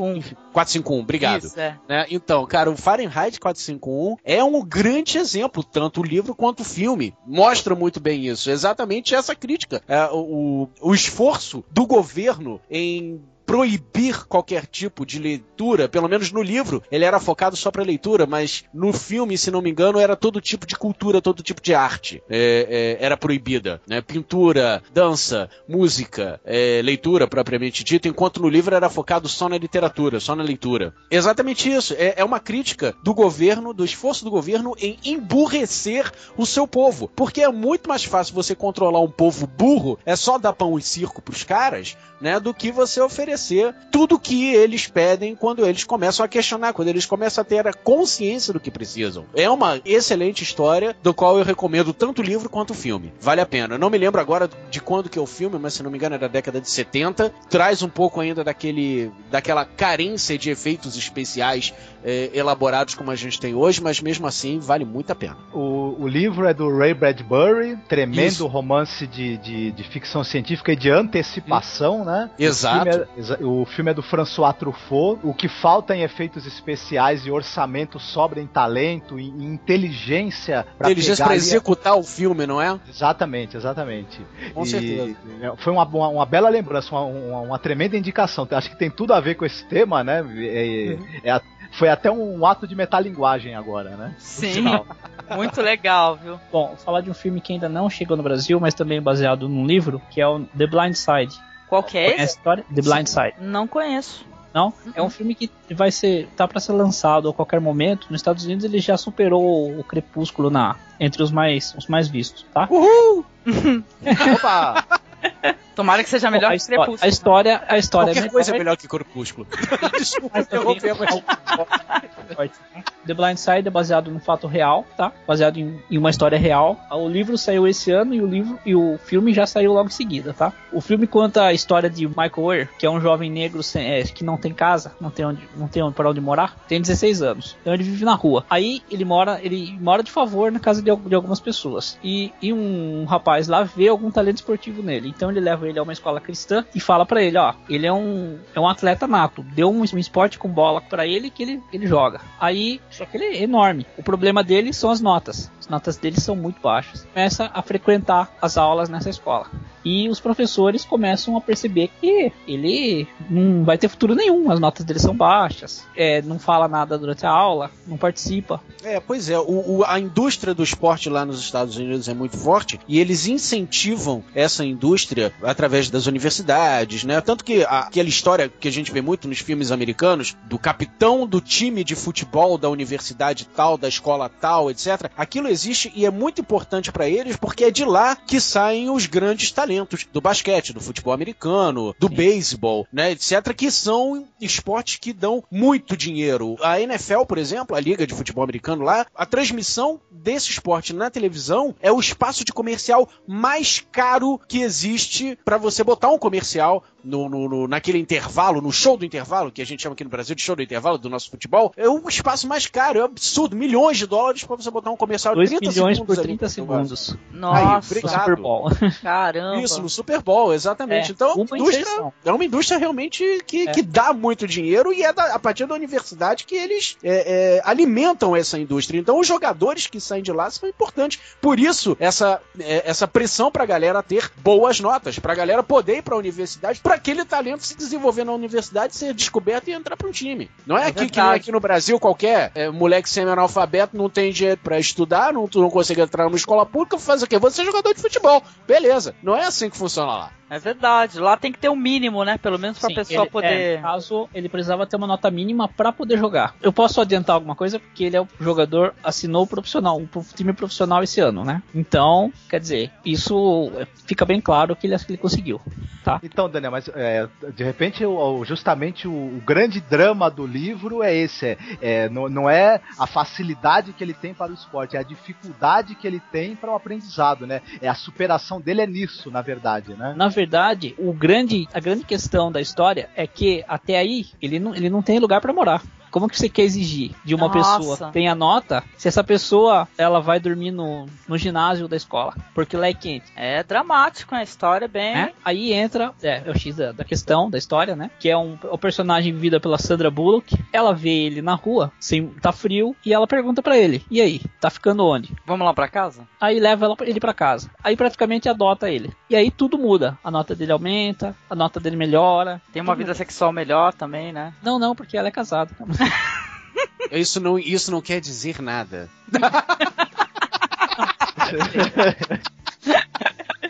Quer dizer que tá batendo o Crepúsculo lá nos Estados Unidos? Tá. Pra entender por que o nome do filme é Blindside. No futebol americano, existe um jogador chamado quarterback, e quando ele recebe a bola, ele olha pra frente. Só que tem muita coisa acontecendo atrás dele, sem ele ver. Isso é chamado de lado cego. É o lado por onde o quarterback não tá vendo. Tá vendo de um lado. Só que por trás dele tá vindo... Isso é aquele futebol, rugby, que é o nome? Futebol americano. Que é uma bola meio assim... Bola oval. Já me Na verdade, na verdade, esse esporte lá nos Estados Unidos se chama futebol mesmo, enquanto o nosso futebol se chama soccer. Caramba, isso é muito estranho, eu sempre achei. Não, só pra complementar isso que o Oktok falou, do soccer e do futebol. Soccer nasceu na Inglaterra, onde ele é chamado de futebol, mas só nos Estados Unidos é chamado de soccer. O que você espera de um país onde usa um sistema de metragem totalmente diferente do resto do mundo? Pois é, né?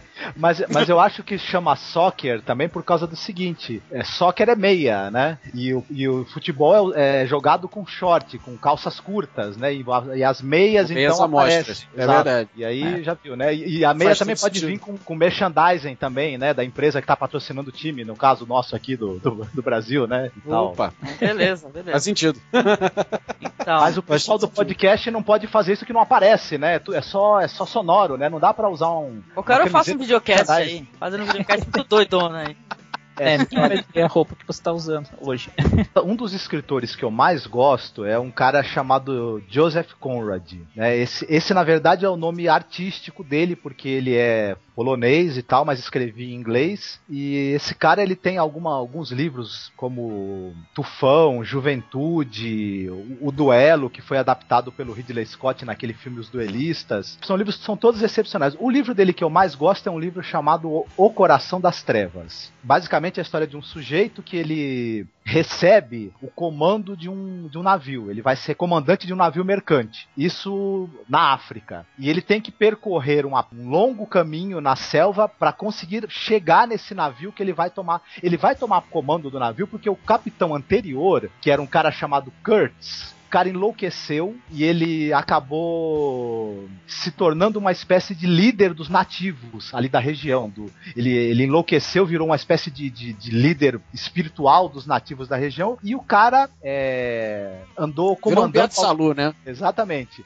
Só que o cara começou ele tá por trás de uma onda de violência, de massacres, de assassinatos que estão acontecendo ali na região. No filme ele chama Willard, eu não lembro se no livro ele chama Willard também, eu acho que sim. À medida que ele vai avançando pela selva para chegar no ponto onde está o navio que ele vai tomar posse, ele começa a perceber que tem uma aura maligna, né? Ele sente ali, tem alguma coisa errada por ali, né? Ele começa a ver os indícios ali de que houve violência, de que houve massacres. Ele começa a perceber que há uma loucura tomando conta das pessoas ali, e essa loucura emana desse sujeito, do tal do Curtis. Quando ele chegar no local, ele vai ter uma surpresa, assim, muito grande. Quando ele conhecer o tal Curtis, ele vai encontrar um sujeito, isso no livro, eu não tô dando spoiler do filme, tô dando do livro. Ele vai encontrar um cara que tá doente numa cama, pesando 40 quilos, tá morrendo. A história desse cara que enlouqueceu, que virou uma espécie de líder ali, que provocou mortes, massacres, comandou uma onda de loucura, ele simplesmente no final pega uma doença, tá lá morrendo, e a última coisa que ele diz, a última frase dele, quando ele tá assim com os olhos vidrados, vendo alguma coisa, e o Willard quer saber o que é, né? Que ele tá vendo na hora da morte. Ele diz só a seguinte frase, diz duas palavras: o horror, o horror. Exatamente, é a condição humana, né? Isso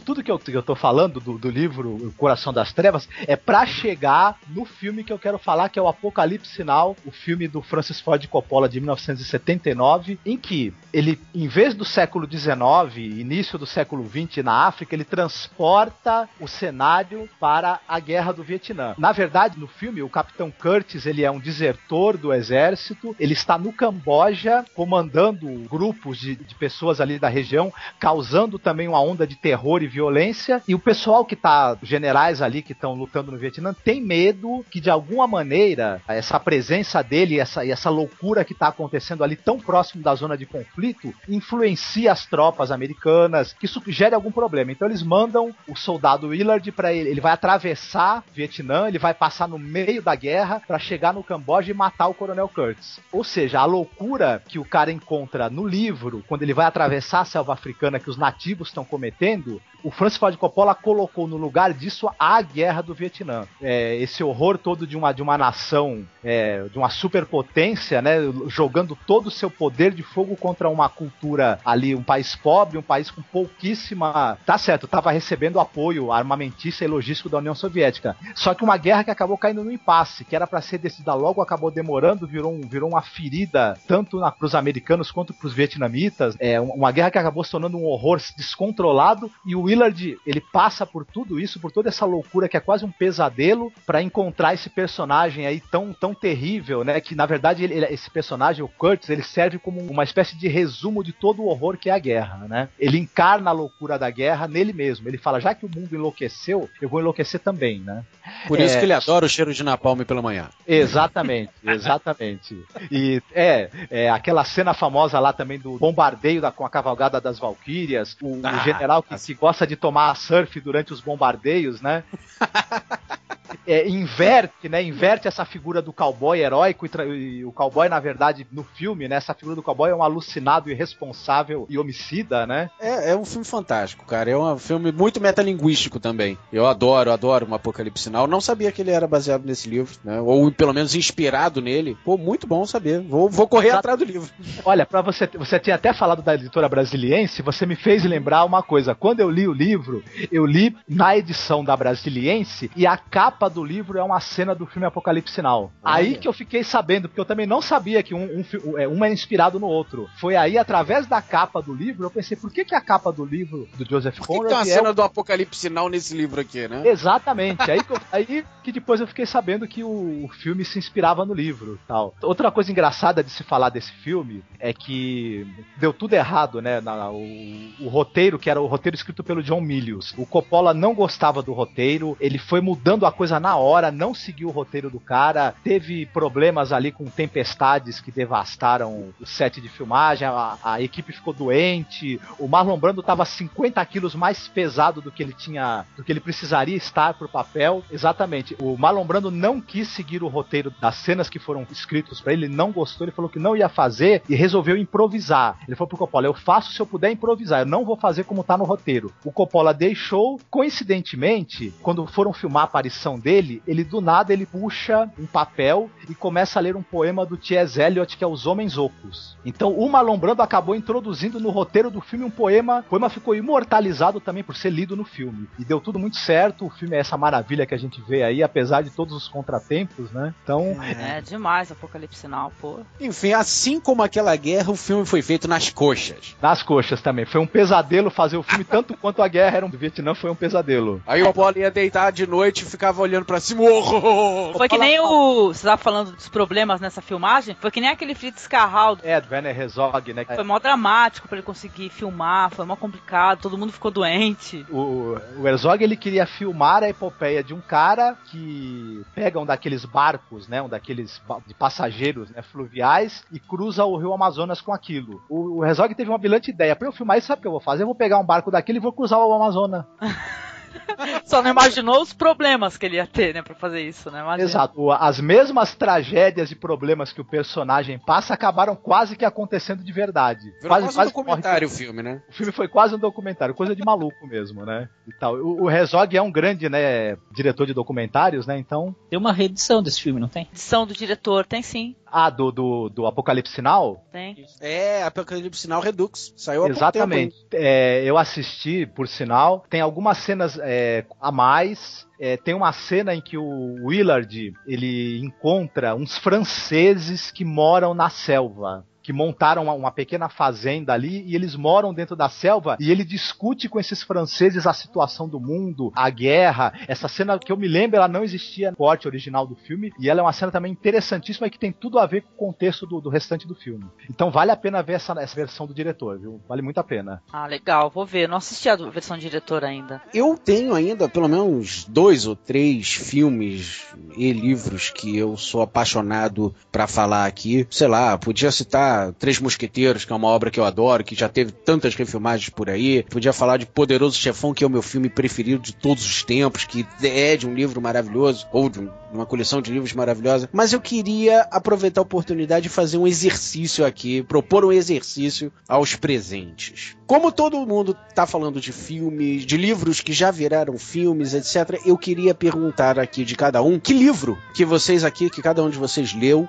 e que vocês gostariam que se transformasse em filme, que vocês acham que daria certo se fossem transcritos para a mídia cinema. Nossa, demais essa pergunta, gostei. Posso ser a primeira? Por favor.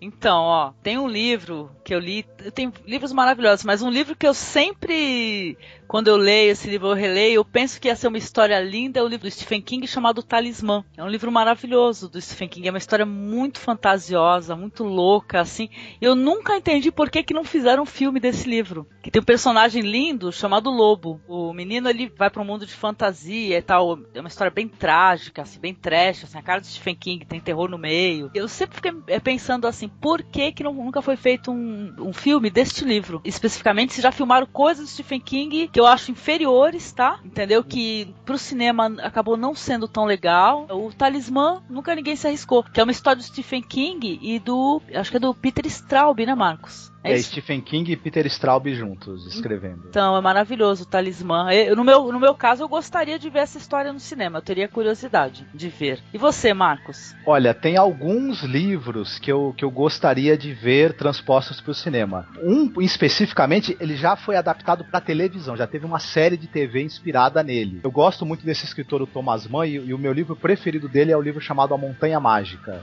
Clássico. Exatamente. Eu gosto muito desse livro. Eu sei que é um livro que seria uma adaptação assim muito difícil de ser feita. É um livro muito extenso, tem uma trama assim, apesar da trama ser simples, que é um jovem que ele é tuberculoso, né? Ele descobre que tá com tuberculose e ele vai para um sanatório, né, nas montanhas, na tal Montanha Mágica, né, para se tratar. E ali ele encontra personagens fabulosos. Pelo fato dele encontrar um monte de gente que também tá ali com uma doença que às vezes tem cura, às vezes não, essa perspectiva do fim da vida iminente e tudo, ele encontra um monte de pessoas que estão com a sensibilidade à flor da pele, que estão com as suas emoções, e o relacionamento dele com essas pessoas é uma coisa muito rica, muito bonita, que eu acho que poderia, assim, dar um maravilhoso filme. Ainda não foi transposto, que eu saiba, para o cinema, né? A série de TV eu também não assisti. Eu gostaria muito desse livro adaptado para a tela. Acho que a maioria dos livros que eu li viraram filme. Ah, é? Nenhum assim que você tinha vontade de... Porque a grande maioria dos livros que eu li acabaram virando filme depois. Ou antes, né? Mas de repente até eu assisti o filme porque... Li o livro porque assisti o filme. Mas vem cá, Daniel, então, por exemplo, qual, filme que você assistiu que foi baseado num livro, que você, não gostou do resultado do filme e você acha que o pessoal deveria tentar fazer de novo? Que o livro vale a pena ser adaptado, mas... Ah, com certeza, muitos do Stephen King. Que tem muitos, no começo eles começaram até bem, né? O Iluminado. Mas depois começam, por exemplo, Tommy Knockers é um filme que você fica longe, né? A história do livro é boa, mas o filme é um horror. Tommy Knockers é barra. A coisa que salva no filme é a Tracy Lords. Tem a Tracy Lords? Tem, é o primeiro, acho que é um dos primeiros filmes que ela fez depois que terminou de fazer pornô. Então atraiu, é claro, um público X, né, também. Acho que muita gente deve ter assistido o filme por causa dela. Mas os filmes pornô dela eram bem melhores do que o Tommy Knockers. Ah, com certeza. É. E ela tava atuando melhor também. Eu andei vendo a carreira dela, assim, ela participa de bastante filme. Tem bastante filmes assim. Não, mas não tô falando pornô, não. Falando normal. Eu levar a sério a carreira cinematográfica dela, sim, né? Só que ela não aparece tanto do lado da frente das câmeras, ela aparece mais atrás. Produção. Olha, que legal, interessante. Uma ex-atriz pornô que virou produtora, algo do gênero. Interessante, legal. Tem um livro, cara, que fez grande parte, que fez a minha infância e a minha adolescência praticamente, que eu diria que ele é responsável por 60% da minha personalidade, sabe? Se eu sou do jeito que eu sou hoje, se eu penso do jeito como eu penso hoje, é por causa desse livro. Foi um clássico da sua época, que é o On the Road, de Jack Kerouac, traduzido aqui pro Brasil como Pé na Estrada. Horrível essa tradução, mas enfim. E eu adoraria ver esse filme no cinema. Eu acho que daria... perfeitamente, acho que tem uma linguagem, apesar dele não ter sido pensado, eu acho que o Jack Kerouac não gostaria de ver essa obra dele no cinema, mas eu acho que daria perfeitamente pra botar isso na telona, sabe? Todas as viagens do personagem principal, as viagens lisérgicas do Moriarty, que é o personagem doidão, que é a grande inspiração do personagem principal. Diz que o próprio Kerouac já falou que essa é praticamente uma obra autobiográfica, né? Onde o editor depois só mudou os nomes dos personagens. Mas, assim, eu acho que daria, além de ser uma linguagem perfeita para o cinema, eu acho que ele transmitiria um retrato dos Estados Unidos, de uma época, né? De uma faceta dos Estados Unidos que ainda não foi mostrada perfeitamente, não foi mostrado como devia ser no cinema. Eu acho que é um filme que faria muito bem para a cultura americana e para a autoestima americana e, consequentemente, até mesmo para o resto do mundo, para a gente pensar um pouco nas escolhas que a gente faz da vida, nas responsabilidades, nas consequências dela. Eu acho que se o pessoal fizesse um filme bem feito dele, com carinho, nada assim pasteurizado, sabe, para ganhar dinheiro, não. Pegar o livro com carinho, tratar ele com todo o respeito que ele merece, eu acho que daria certo. Rolou um papo, algum tempo atrás, de que estariam entrando numa pré-produção desse filme, mas depois nunca mais ouvi falar dessa história. Vamos ver. Eu fiquei curiosa. Não li o livro. Qual é o nome do autor, por favor? E o nome do livro? É Jack Kerouac, é o nome do autor, acho que é o autor mais conhecido da geração Beat, a geração beatnik, né, lá dos anos, sei lá, 30, 40, 50, algo assim, agora eu não me lembro exatamente a década. E o On the Road é o clássico dessa literatura, da literatura beatnik. Conta a história desse personagem principal, que conhece um cara muito doido chamado Dean Moriarty, e eles juntos vão viajar de carona nas décadas de 40 e 50 pelos Estados Unidos. Eles conhecem os Estados Unidos em 2 ou 3 viagens, só na carona, e aí vão conhecendo todo o aspecto cultural daquela época, né, o jazz rolando solto. Então eles entravam em casas de jazz, ouviam aquele beatnik, poemas de beatniks totalmente viajantes e se metendo nas enrascadas e conhecendo o lado pobre dos Estados Unidos, ao mesmo tempo que conhecem um lado cultural muito rico. Enfim, é uma dicotomia tão grande de coisas que você via em cada viagem dele, os conflitos emocionais, intelectuais, espirituais até, vamos dizer, de cada personagem. É muito interessante. Eu diria, esse livro eu tenho um carinho muito grande por ele, mas é puramente pessoal. Eu diria, como eu disse, boa parte da minha personalidade foi por causa desse livro. Que legal, hein? Poxa vida. E qual foi o primeiro livro que cada um leu aí na vida? E livro mesmo? Frankenstein de Mary Shelley. Sério.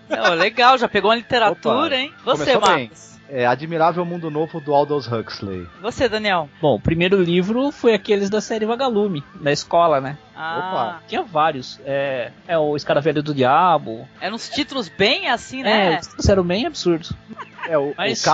O Sem Noites Tapuias, o caso da borboleta tíria, né? O Rápido do Garoto Dourado. Acho que o primeiro livro que eu li na vida foi O Cemitério de Stephen King, tu acredita? Só lá quando eu tinha 15 anos, muito tempo atrás, assim. Eu acho que é por isso que eu tenho essa relação, assim, eu gosto tanto do Stephen King, e isso fica uma coisa meio maternal. Às vezes tu não tá nem assistindo um bom filme ou tá lendo um bom livro, você fica meio assim, né? Nossa, eu gosto tanto desse autor, não é possível. Peraí, ele não colocou isso nessa linha. Mas eu gosto do Stephen King, viu, gente? Os fãs aí não se emputeçam, por favor. Eu gosto também. Mas comecei a ler Stephen King um pouco mais tarde, com 18 anos, né? Aí eu lia já mesmo mais o estilão terror, né? Mas as histórias mais legais do cara são as histórias mais humanas, né? Sim. Vou parar pra pensar, né? A espera de milagre, nossa. Acho que viraram no filme os melhores também, né? Sim. Conta Comigo, que é o filme Sessão da Tarde mesmo, que tem o outro filme que eu falei lá, o Sonho da Liberdade. Bom, pra começar essas considerações finais, ficou muita coisa de fora, ficaram muitos bons filmes inspirados em livros de fora. Essa lista que perfaz os filmes que nós três comentamos, ela tá longe de ser completa, né? Quem estiver escutando, pesquise, procure, que além dos filmes que a gente falou, você vai achar muitos excelentes filmes baseados em bons livros. E espero que esse podcast acabe servindo também para pessoal ficar com vontade de ler, né? Eu espero, viu? A intenção é essa. A nossa intenção é que o pessoal leia mais e que o pessoal procure filmes que não estejam aí dentro do mainstream, né? Exato. Como o Tok tinha falado, nada melhor do que você pegar um bom livro, um livro que você leu, que você gostou, que você se identificou, que marcou a sua vida de alguma maneira, e depois você vê que esse filme foi foi pego com carinho, com cuidado, com inteligência, com esmero, ele foi transportado para a tela do cinema com respeito e também virou um filme também que vai tocar você, que também vai falar alguma coisa para você. É um grande prazer quando isso acontece. Não é muito fácil disso acontecer, acho que principalmente hoje em dia, mas quando isso acontece é um grande prazer. Sim, verdade. Quando você pega um livro e começa a ler, você começa a viajar. Quando você termina de ler o livro e você descobre que esse livro virou um filme, já começa aquela comparação. E aí, ficou igual? Você começa assistindo o filme, então você começa comparando o filme com o livro. Geralmente, quando você lê o livro primeiro, você começa a analisar o filme a partir da experiência que você tinha anterior com o título do livro, né? São duas mídias muito diferentes, com particularidades muito intensas, tanto a literatura quanto o cinema. Ver essas duas se encontrando é inevitável, porque por mais que elas sejam muito diferentes,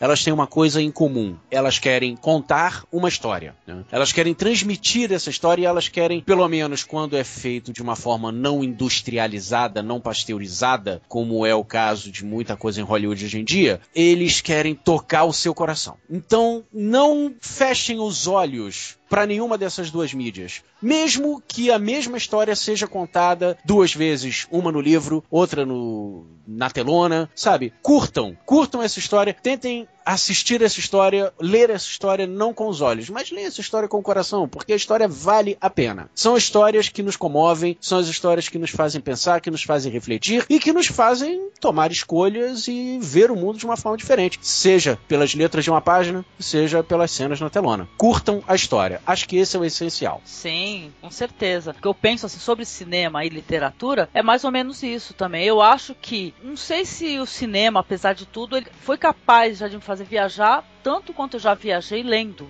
por exemplo. Mas ao mesmo tempo, também é legal se o cinema for essa porta que faz você buscar a literatura, eu acho que vale a pena. Eu acho que já foi um passo dado para uma coisa boa. Eu acho que os dois lados, tanto a literatura quanto o cinema, eles são válidos, porque se um fizer buscar o outro, né, de qualquer maneira, como tem muita coisa legal por aí que muita gente está descobrindo, através, sim, de Harry Potter, ou de Lua Nova, né? Na verdade, não vamos desmerecer esses leitores, né? Que busquem, não apenas que usem o Lua Nova ou Harry Potter ou outros livros para buscar outras coisas, buscar qualidade, né? Então, a leitura, o hábito da leitura, ele deve estar sempre ali, tá permanecendo, a pessoa sempre lê, ter o hábito de ler. Eu acho muito válido, viu? Então, eu queria agradecer ao Daniel. Muito obrigada, Daniel, pela sua presença. Eu que agradeço o convite e estarei sempre aí, sempre que tiver. Tá certo. Marcos, muito obrigada pela sua presença, meu querido, como sempre. Eu que agradeço, adorei a conversa da gente. E é isso aí, estamos aí de novo em breve. Derrubar é pênalti, né?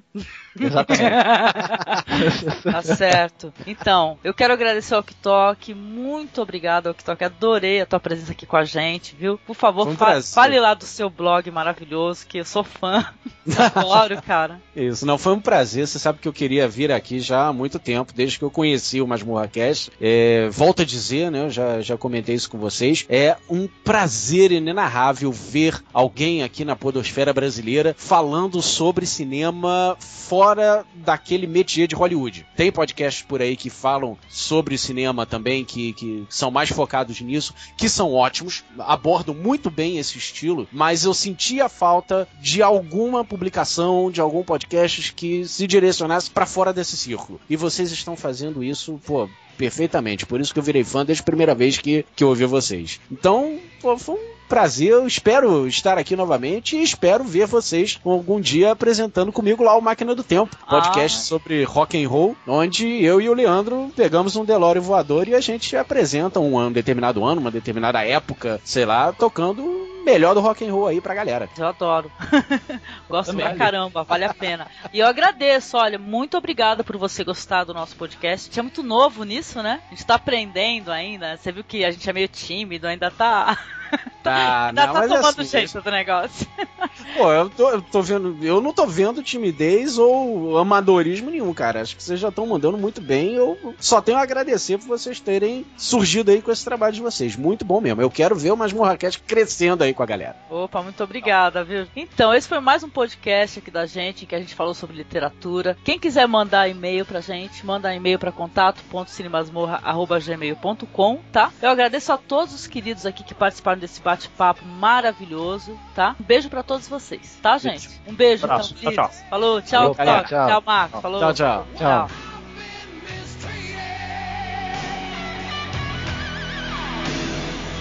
Mystery